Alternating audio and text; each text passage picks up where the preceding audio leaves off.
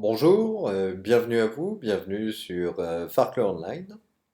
Aujourd'hui, je voudrais vous donner une astuce pour embellir un petit peu la description détaillée de votre page produit et vous donner une astuce sur comment intégrer notamment une image dans cette description détaillée.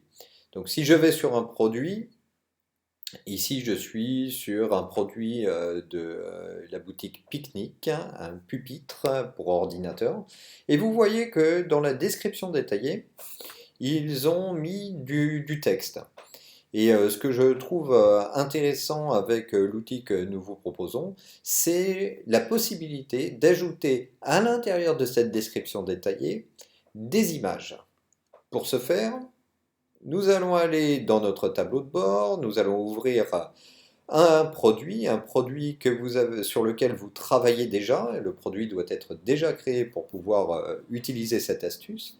Et première étape, nous allons bien vérifier que le statut du produit n'est pas en brouillon, mais bien un statut en ligne.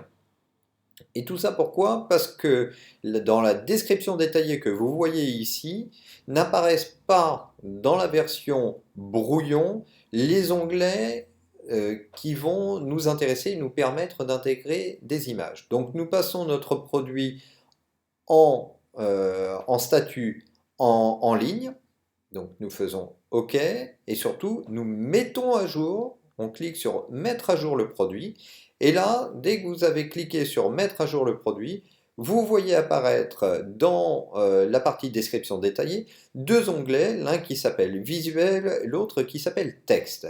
Et dans cet onglet texte, nous allons pouvoir ajouter du code HTML et donc nous allons pouvoir ajouter des images. Alors comment faire? Comment faire? Vous avez ici euh, une balise IMG qui va vous poser une question qui va vous demander l'adresse URL de l'image.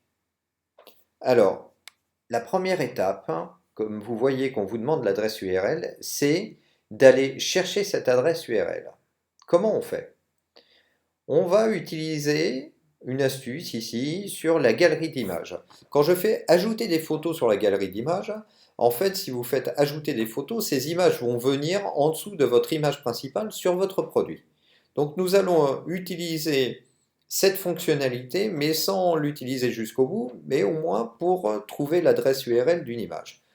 Donc quand vous cliquez sur ce bouton, vous vous retrouvez ici avec la possibilité d'envoyer des fichiers ou bien de consulter la bibliothèque d'images que vous avez. Donc on va le faire entièrement, on va sélectionner un fichier, je vais aller dans mes images, je vais aller prendre l'image de Farclay Online,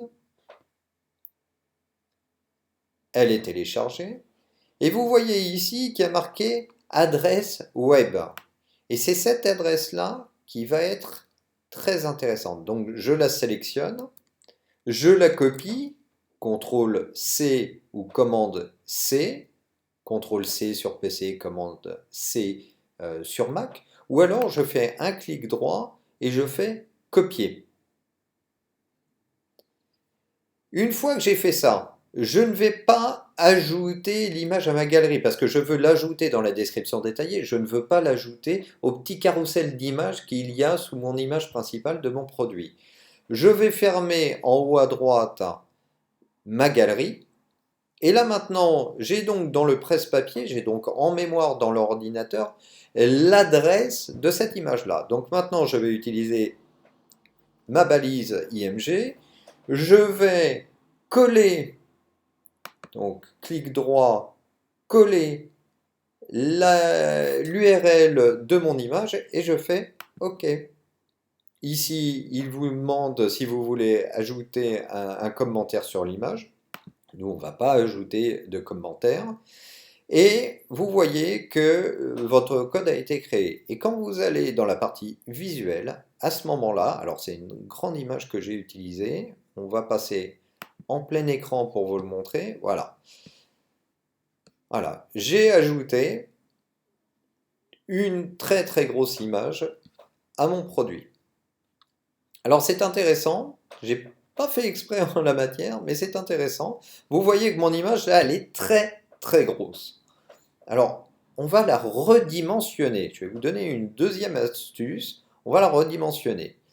Et on va écrire, à la place de ALT, on va écrire largeur en anglais qui se dit width. Ça veut dire largeur. Et vous écrivez width égale, entre guillemets, et on va mettre 20%.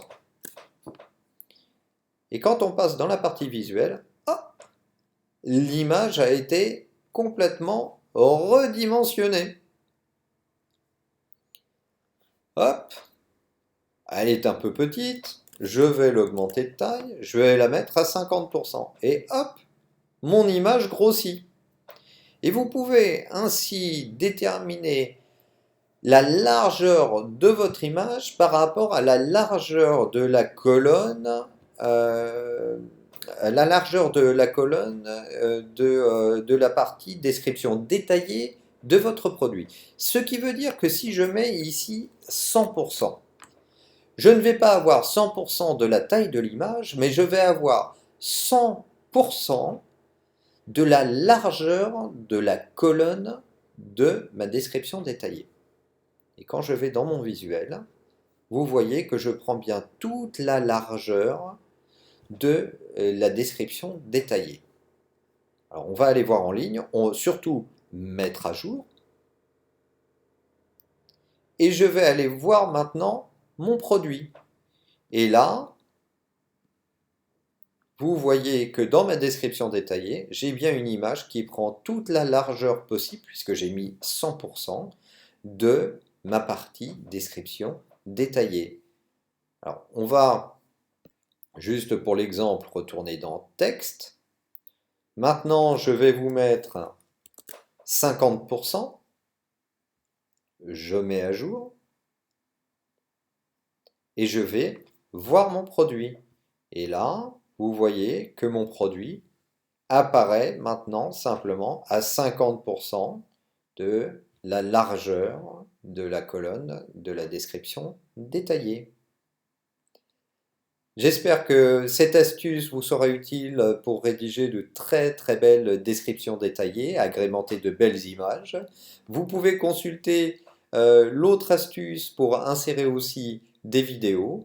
Et je vous souhaite une très très belle journée et de très belles réalisations sur Farclay Online.